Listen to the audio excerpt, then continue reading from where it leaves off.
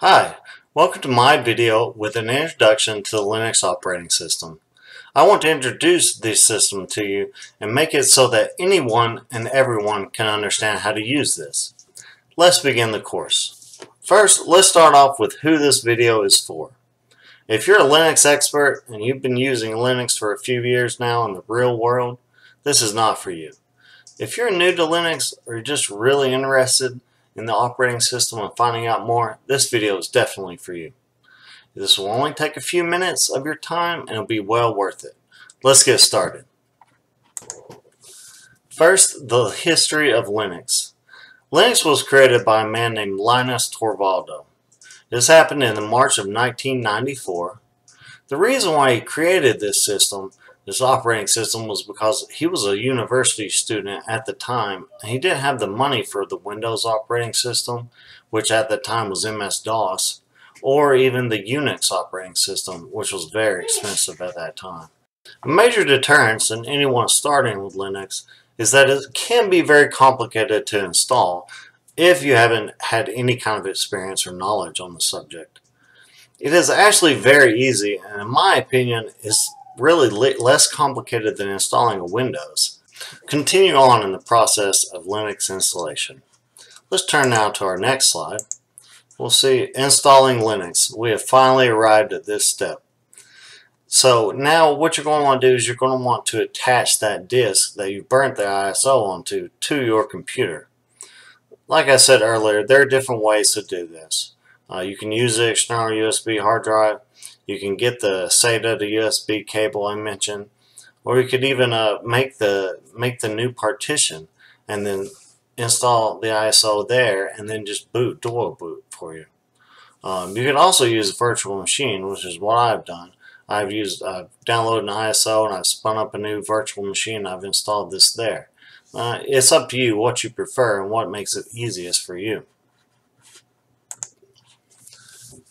So when you first start the installation process for Linux, depending on what version or flavor you've chosen, you may experience a different type of setup.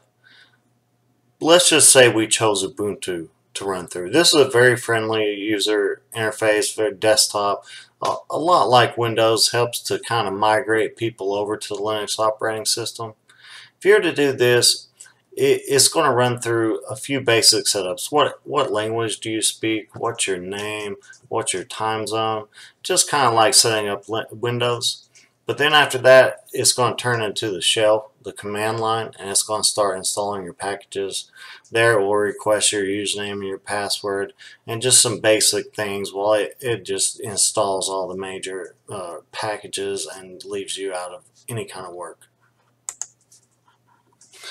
Now that you've installed Linux and you're finally logged in and on the desktop, the first thing I would advise you to do is to open up a console.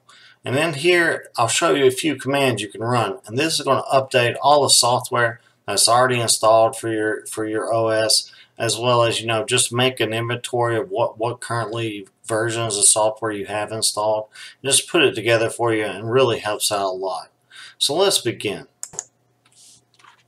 As you can see here, I have my VMs present on the screen now, and it's got me at the little time clock and date.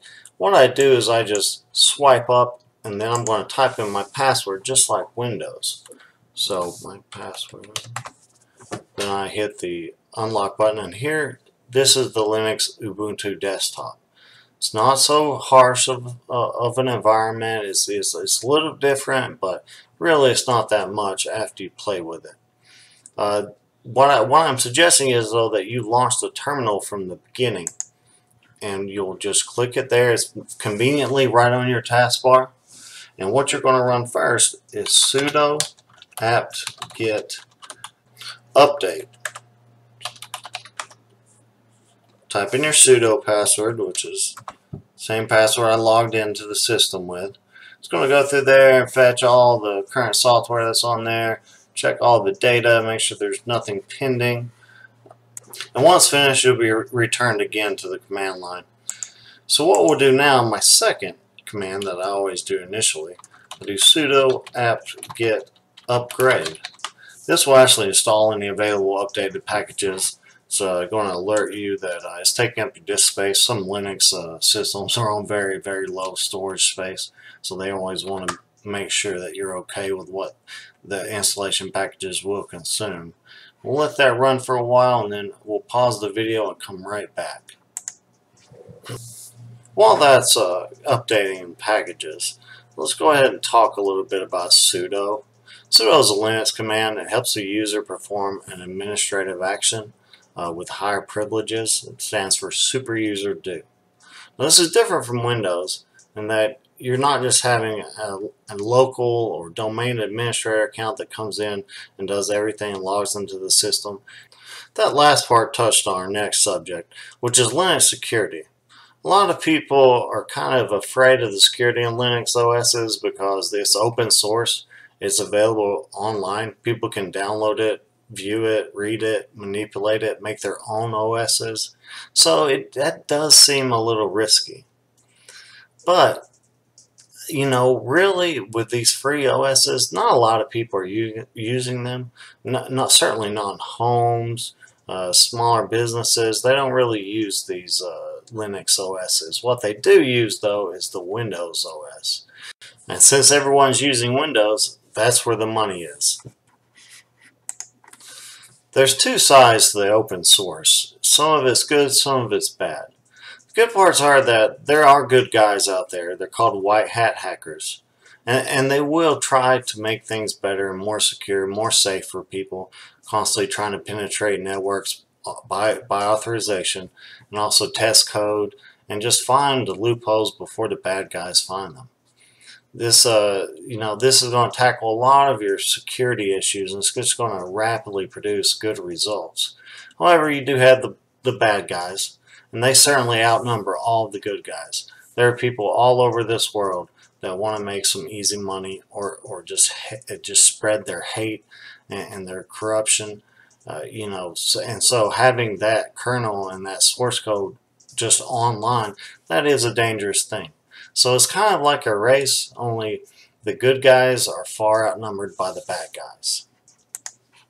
This concludes my brief introduction to the Linux operating system. I hope you guys learned something and that you enjoyed this video. Please go out and download an ISO of Linux and try it out today. Thank you.